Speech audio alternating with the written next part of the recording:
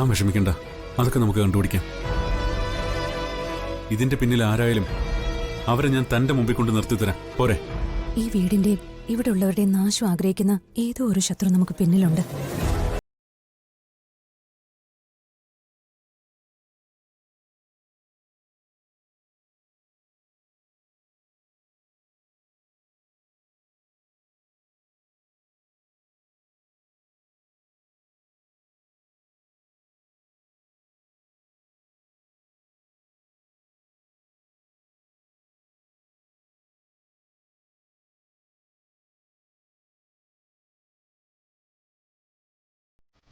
നമുക്ക് വലുത് നമ്മുടെ കുഞ്ഞുങ്ങളുടെ ജീവനല്ലേ?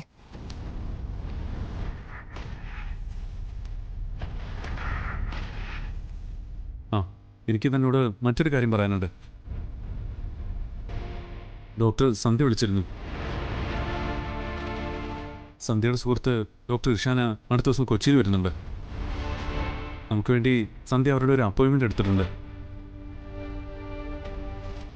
നമുക്ക് പോയി കണ്ടാലോ? പോയി കാണാം.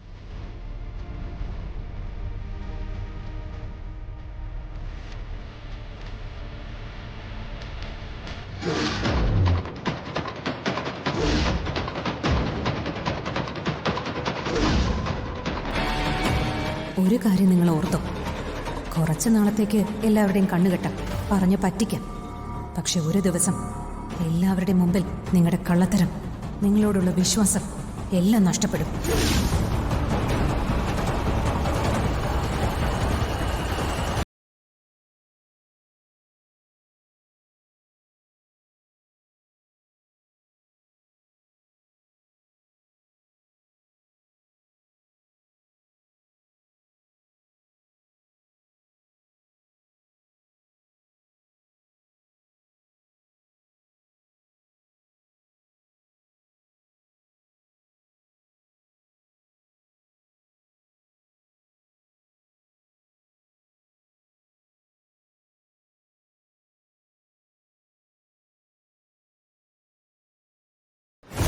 ആ സാഹചര്യമല്ല ഇപ്പൊ ഉള്ളത്.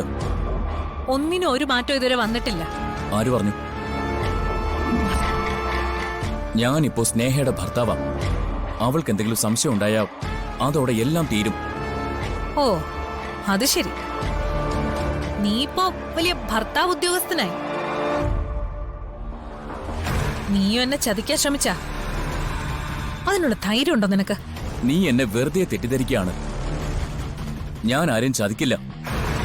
പക്ഷെ ഇന്ന് നീ ചെയ്തത്